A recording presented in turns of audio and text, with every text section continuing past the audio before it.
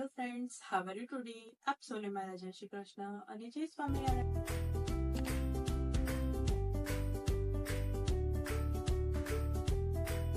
સવારમાં ઝડપથી રેડી થઈ જતા અને નાના મોટા સૌને ભાવતા એવા ઢોકળા બનાવીશું।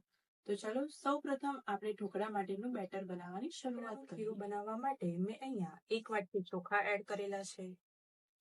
ચોખા મારી પાસે આખા હોવાથી મેં આખા ચોખાનો ઉપયોગ કર્યો છે, પણ જો તમારી પાસે કણકી ચોખા કે ખીચડીના ચોખા હોય તો તમારે એ જ ચોખાનો ઉપયોગ કરવાનો છે।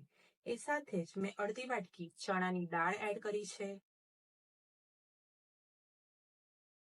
અડધી વાટકીથી થોડું અડદની દાળ એડ કરી છે। આ બધું જ એડ થઈ જાય એ સાથે મેં અડધી ચમચી મેથી એડ કરેલી છે। આ બધી જ વસ્તુને એકદમ બરાબર મિક્સ કરીને એને પાણીથી વોશ કરી લેવાની છે અને એને પાણીમાં 4 કલાક માટે પલાળી રાખીશું। તો 4 કલાક બાદ અહીંયા મારા દાળ ચોખા પલાળીને એકદમ સરસ રીતના રેડી થઈ ગયા છે અને એમાંથી મેં પાણી અલગ કરી દીધેલું છે।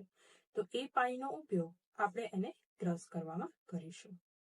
તો હવે ચણાની દાળ અને ચોખાને આપણે મિક્સર જારમાં એડ કરી લઈશું અને એ પાણી જે અલગ કર્યું હતું એનો આપણે ક્રશ કરવામાં ઉપયોગ કરીશું। એ પાણીનો ક્રશ કરવામાં ઉપયોગ કરવાથી આપણો આથો એકદમ સરસ આવશે।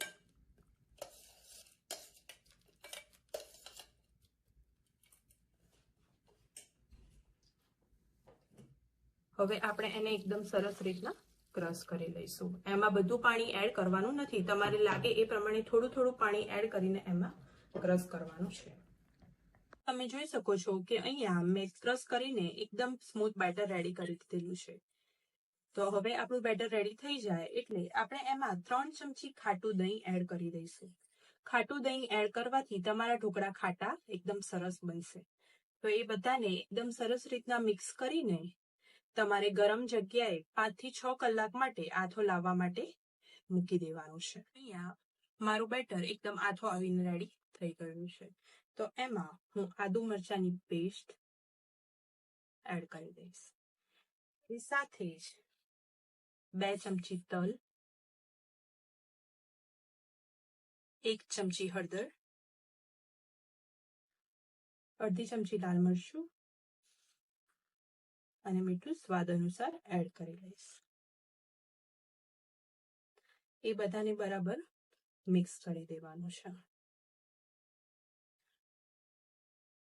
એ બધું મિક્સ થઈ જાય પછી એમાં તમારે 1 ચમચી તેલ એડ કરી દેવાનું છે અને એકદમ સરસ રીતના એને મિક્સ કરી દેવાનું છે। તો અહીંયા આપણે ઢોકળા બનાવવા માટેનું ખીરું એકદમ સરસ રીતના રેડી થઈ ગયું છે। તો અહીંયા મેં ઢોકળા બનાવવાના કુકરમાં 2 ગ્લાસ પાણી એડ કરી દીધેલું છે। પાણી તમારે વાસણ પ્રમાણે જ એડ કરવાનું છે। જો તમારું વાસણ નાનું હોય તો એ પ્રમાણે તમારે પાણી એડ કરવું। જો તમે પાણી વધુ એડ કરી દેશો તો તમારું પાણી ઉકળીને ઢોકળાની ડીશમાં પડશે। તો હવે એને એકદમ ઉકાળીને પછી આપણે એમાં ઢોકળા, તો જ્યાં સુધી આપણું પાણી ઉકળે છે ત્યાં સુધી આપણે ડીશમાં તેલ લગાવી લઈશું।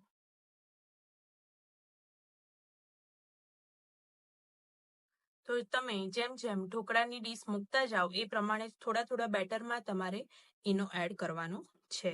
મેં અહીંયા 2 ડીશ માટે અડધી ચમચી જ ઈનો એડ કરેલો છે। એ ઈનો એડ થઈ જાય એટલે એને બરાબર મિક્સ કરી લેવાનો છે। એક સાથે તમારે બધા બેટરમાં ઈનો એડ કરવાનો નથી। તો હવે આપણે ડીશમાં બેટર એડ કરી લઈશું।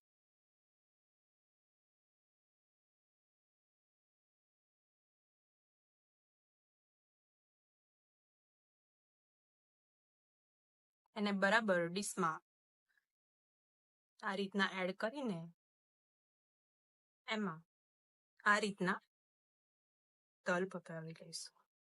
એ સાથે જ લાલ મરચું એડ કરી લઈશું। તો હવે તમે અહીંયા જોઈ શકો છો કે આપણું પાણી એકદમ સરસ રીતના ઉકળી ગયું છે। તો હવે આપણે એમાં ઢોકળાની ડીશ મૂકી દઈશું।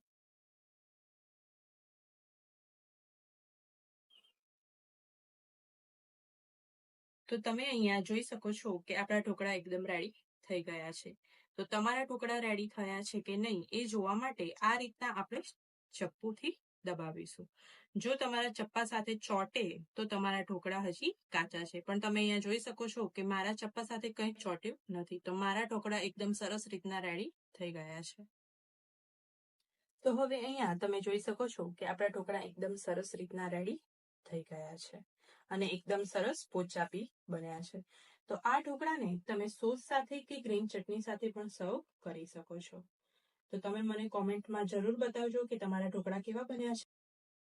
તો આવીને આવી અવનવી રેસીપી જોવા માટે મારી ચેનલને લાઈક, શેર અને સબસ્ક્રાઇબ જરૂરથી કરજો. Thank you.